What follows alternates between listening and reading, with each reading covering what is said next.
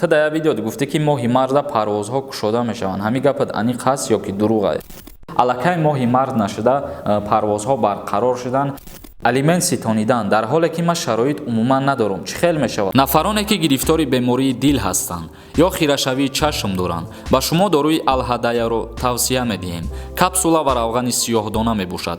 инчунин барои зиёд кардани риш ё барои баланд кардани қад ё барои нест кардани доғҳои сафед аз бадан ё зиёд кардани мӯи сар ба шумо соф савдоро тавсия медиҳем. суроға дар рӯи экран доставка ба ҳама шаҳрҳо карда мешавад. инчунин доруҳои варзишӣ низ дастрас кардан мумкин аст. ба рақамҳои рӯи экран муроҷиат намоед. занг задани шумо дастгирии мо мебошад. аз номи юристи ҷой муроҷиат кунед, скидкатон мекунам.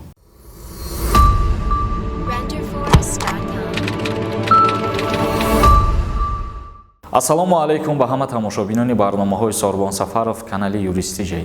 имрӯза видеои мо якчанд ахборотҳои нав пешниҳоди шумо мегардонем ва баъдан саволҳое ки равон карда будем ба саволотон ҷавоб мегардонем. аввалин ахбороти мо оиди паёми президенти ҷумҳурии Тоҷикистон муҳтарам Эмомалӣ Раҳмон дар мавзӯи барқарор кардани парвозҳо байни ҷумҳурии Тоҷикистон ва давлатҳои хориҷа. бародарони азиз, айни ҳол нусхаша мехонем, бо диққат гӯш кунед. тибқи иттилооти котиботи раиси ҷумҳурии Тоҷикистон имрӯз дар маҷлиси васеи ҳукумати мамлакат Эмомалӣ Раҳмон ба масъулини хадамоти ҳавоии кишвар дастур додааст ки ҳарчи зудтар сатҳу сифати хизматрасонӣ дар истиқболу интиқоли мусофирон, барқарорсозӣ ва ташкили хатсайрҳои навро роҳандозӣ намоянд. президенти мамлакат муҳтарам Эмомалӣ Раҳмон ба директори агентии авиатсияи гражданӣ Субҳонзода Икром, директорони генералии ҷамъиятии саҳомии кушодаи фурудгоҳи байналмилалии Душанбе Исматулло Абдуллозода ва ҷамъияти саҳомии кушодаи фурудгоҳи байналмилалии Хуҷанд Қурбони Алимардон дастур доданд ки ҳарчи зудтар сатҳу сифати хизматрасонӣ дар истиқболу интиқоли мусофирон, барқарорсозӣ ва ташкили хатсайрҳои навро роҳандозӣ намоянд, афзудааст котиботи президенти ҷумҳурии Тоҷикистон.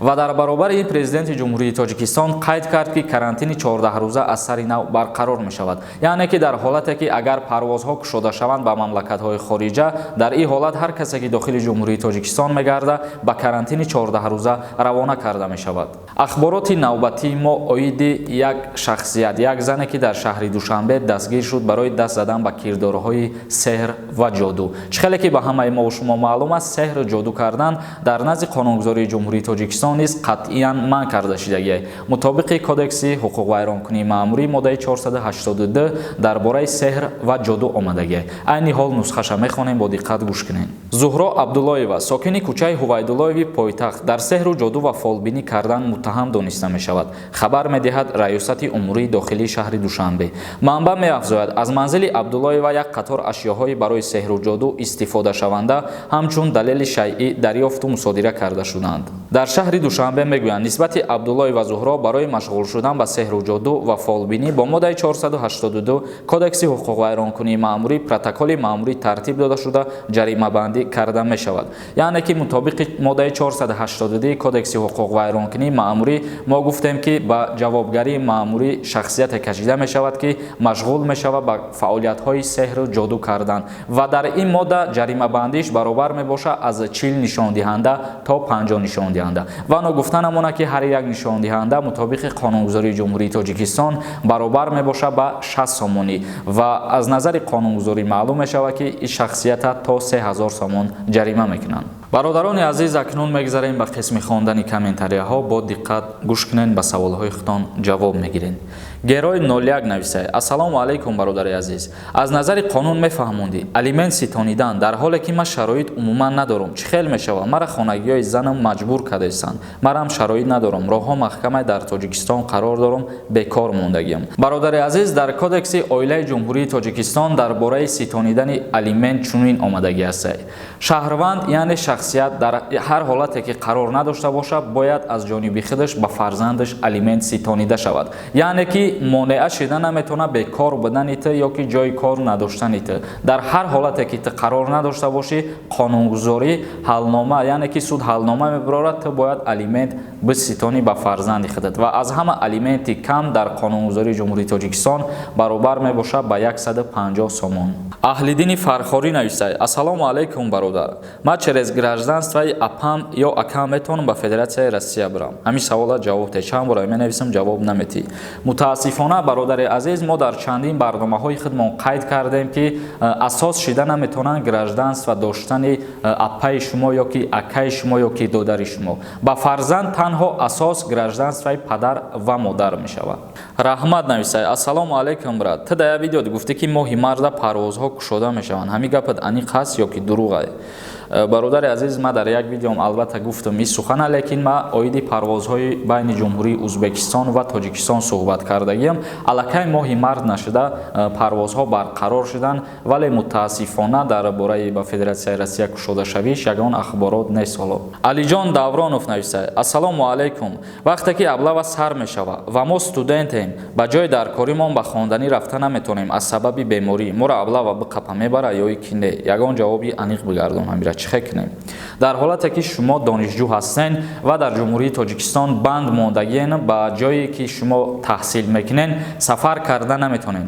Дар ин ҳолат ба шумо лозим мешава аз ҳамун донишкадае ки таҳсил мекунен як маълумотнома, дар ҳоле ки ҳамун маълумотнома тасдиқ кунад ки шумо дар ҳақиқат дар ҳамун донишгоҳ донишҷӯ ҳастен, ё ки агар студентский билетонам дар дастон боша, ягон монеа шуда наметавонад ҳеҷ чиз. Шаҳноза Камолова нависад: Ассалому алайкум акаҷон. Мегуфтанд ки шавҳарам дар Россия бемор ҳастай. Ман метавонам ки ба наздаш равам? Ҳеҷ кас нест нигоҳу биниш кунад. Дар ҳолате ки шавҳар, падар, модар ё фарзанди шумо агар дар Федератсияи Россия қарор дошта боша ва ниёз дошта боша ба нигоҳубин кардан, дар ҳақиқат бемор боша ва ҳуҷҷатҳои тиббӣ дошта боша, дар ин ҳолат метавонад ки анаму ҳуҷҷатҳои тиббиша ба ҷумҳурии Тоҷикистон равон кунад ва ҳар каси дилхоҳша ба назди худаш интиқол тия. Мисол бигирем, агар шавҳар дар Россия бемор боша, метавонад барои нигоҳубин кардани худаш оилаи худша ба наздаш даъват кунад. Маҳмудов Фирдавс нависад: Салом алейкум брат. Ту дар як видео дина видеокади гуфтӣ ки майда авбошӣ ва авбошӣ ҳамҷада камтар хато кардагӣ. Ҳамура як бори дига гӯш кун ё як бори дига барнома кардӣ, ҳамин савола бихон, ҳар диам ёра фарқиятша бугудамо.